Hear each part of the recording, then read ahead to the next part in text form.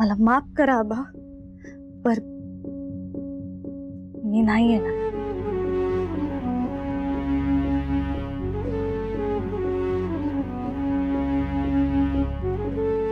चला आबा,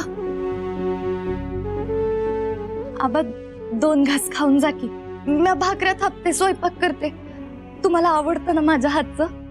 हा, नाही तर बांधून देते. हा आबा. माझ्या सावीला बघायला तुम्ही, माझ्या सावीच्या ओढीनं, तिच्या काळजीनं. माझी सावी नाही या घरात. इथं ज्योतिराव फुलेंची शिकलेली बायको आहे.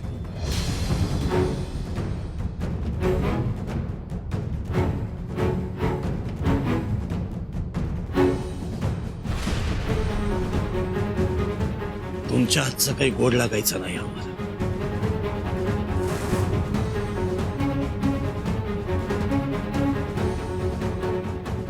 चला.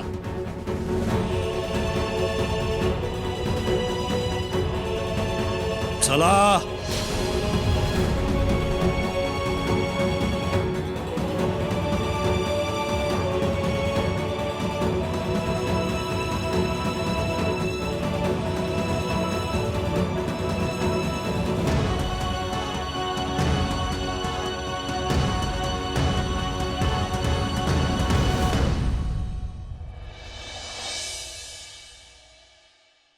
धनी, तो देणगीचा बटवा माझ्याकडे द्या. अगं आपल्या लेकराच्या सुखासाठीच दान धर्म करतोय. अहो, दान धर्म सत्पात्री केला तर त्याच्या पुण्यानं माझं लेकरू बरं होईल. अशा पापी लोकांना देणगी दिली तर माझं लेकरू बरं होईल का? पण ज्योतिराव एवढं लांबनं आले आणि अहो, सगळं पुन्हा त्यांच्या बायकोची छितू करते. तुम्हाला माझी शपथ आहे बघा, त्या पापी लोकांना देणगी नाही द्यायची. अगं त्यांच्याकडे मुली शिकतात, चांगलं आहे. अहो, डोंबलं माझं. त्यापेक्षा सहस्त्र ब्राह्मणांना तुम्ही भोजन घातलं, त्यांच्या आशीर्वादानं माझं लेकरू बरं होईल. पण त्या पापी लोकांना मदत केली तर माझ्या पोराचा रोग वाढल, तो काय बरं व्हायचा नाही. अहो धनी, धनी थांबा की. धनी ऐका की माझं.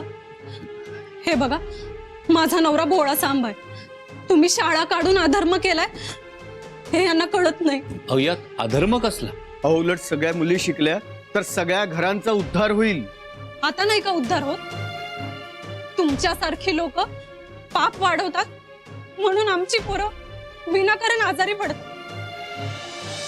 हे बघा, तुम्ही आता इथे पाय ठेवू नका, निघा तुम्ही.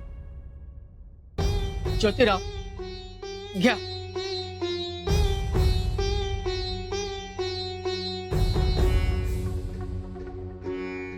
इनामदार साहेब, जर घरातल्या लक्ष्मीचाच विरोध असेल तर देणगी घेणं उचित ठरणार. जेव्हा या माऊलींचं मतपरिवर्तन होईल आणि त्या स्त्री शिक्षणाला आशीर्वाद देतील तेव्हा ही देणगी स्वीकारायला नक्की येतो.